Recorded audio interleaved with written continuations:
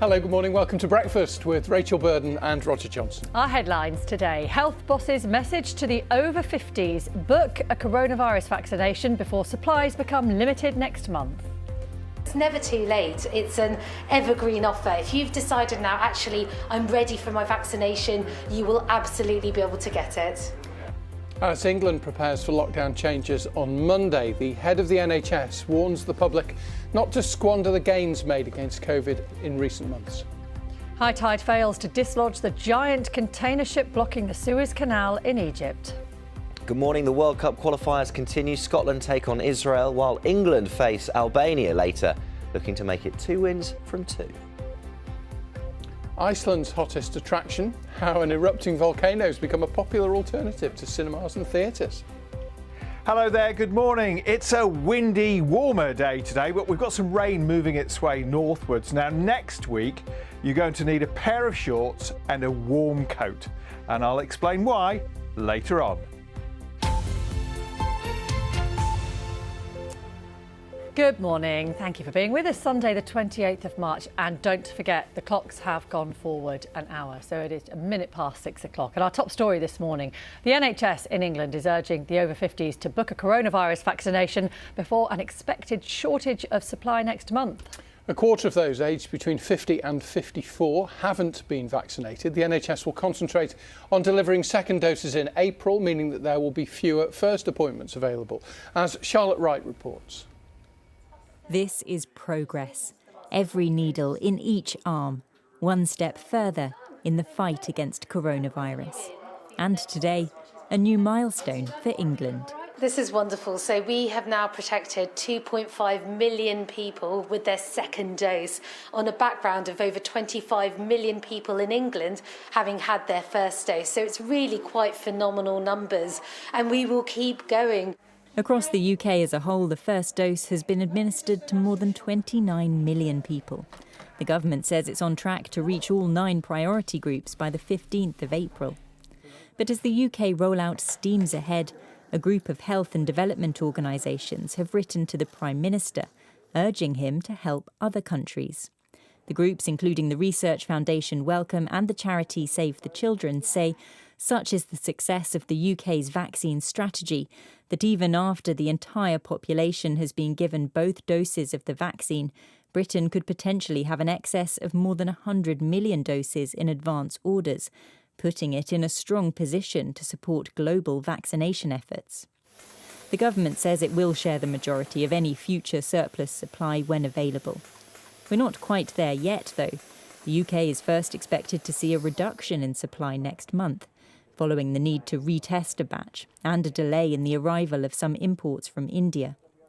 So for now, the NHS is urging anyone aged 50 to 69 who hasn't yet booked in their first jab to take up the offer as soon as they can.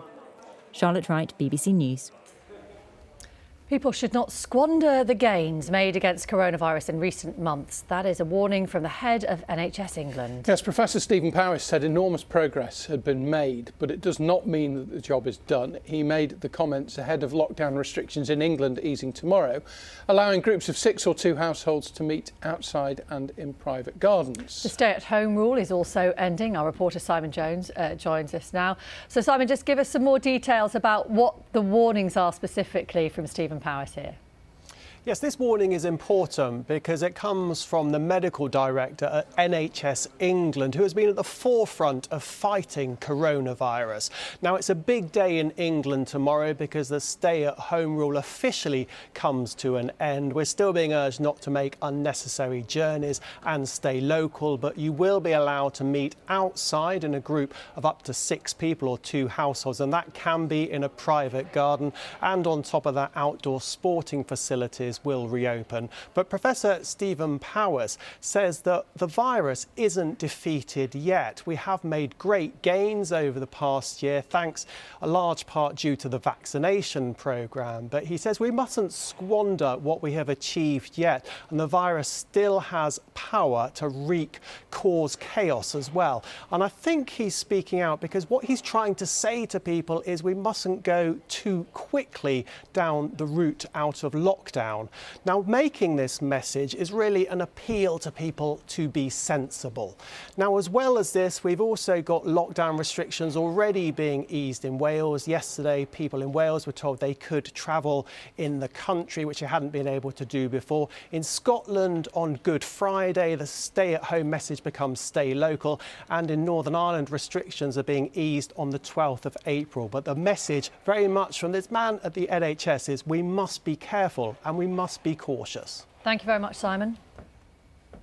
Wales has become the first UK nation to lift travel restrictions within its borders. The stay local rule, which has been in place since December, has been scrapped in favour of unlimited travel within Wales, and groups of 6 people from 2 households can meet up outdoors and in private gardens. I feel like a free bird. It's lovely. Yeah, it's really nice to get that bit of normality again, you know, and just to be able to go out and just do things that we were used to doing, really. It's just nice to actually get out of the local area and smell the sea air. It's been a long few months of lockdown, so I'm glad to get here. So we got here at 6:30 this morning and we went up the Peg route and come down the Miners route. Really good, really windy up there though and cold. A second MP has defected from the Scottish National Party to join the new pro-independence group being set up by Alex Salmond. Neil Hanvey, MP for Kirkcaldy and Cowdenbeath, will join the Alba Party, which is set to contest the Scottish parliamentary elections in May. Yesterday, the former Scottish Justice Secretary Kenny MacAskill announced he would stand as a candidate for the newly established party. More than 100 people were killed by Myanmar's security forces yesterday, making it the deadliest day of protesting since the ruling military's coup last month. The actions have been widely condemned by both the US Secretary of State Antony Blinken, who said that Washington is horrified, and the UK Foreign Secretary Dominic Raab, who called the violence a new low. There were fresh efforts yesterday to refloat that giant container ship blocking the Suez Canal, one of the world's busiest waterways. Yeah, more than 300 ships are stuck on either side of the vessel, which became stranded on Tuesday, as our correspondent Sally Nabil reports.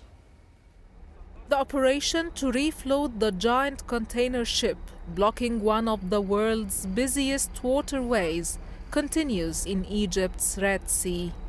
Tugboats and dredgers have been operating here around the clock to try and dislodge this giant ship that has been blocking the Suez Canal for the past few days.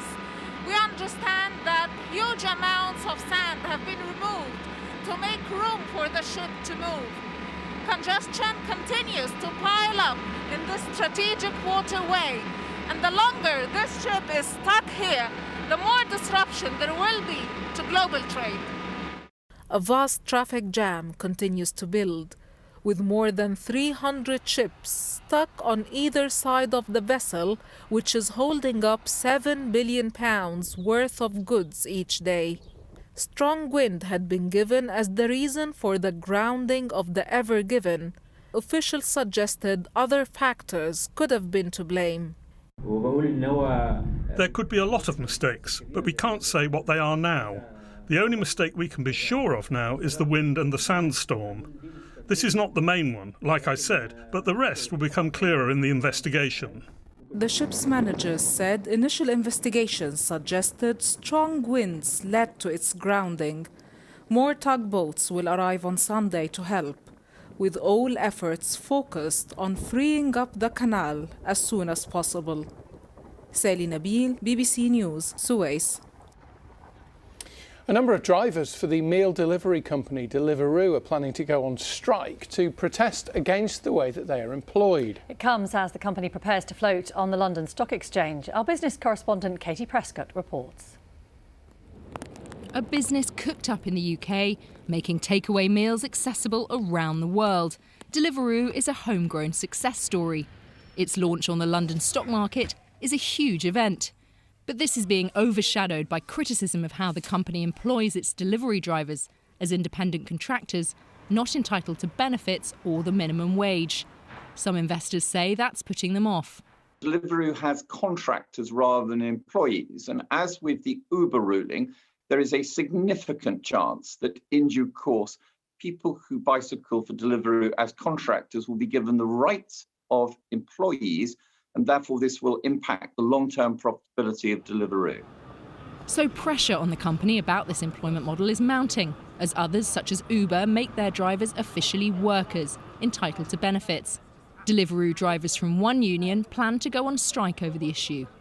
You'd think business is booming. You think these guys would have been getting more money as people are starting to rely more and more on deliveries to their homes. But what they've actually seen for the couriers working out there is overhiring, money going down, conditions getting worse.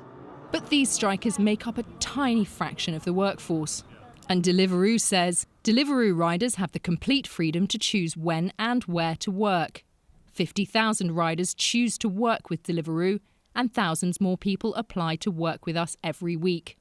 Our way of working is designed around what riders tell us matters to them most: flexibility. As Deliveroo gears up for its share sale, it's not yet clear whether this issue will affect demand.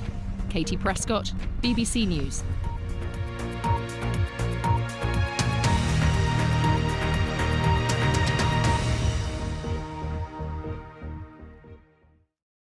See the headlines as they happen and watch BBC News live in the app and get the full story with bbc.co.uk/news. Follow the story for all the latest with BBC News.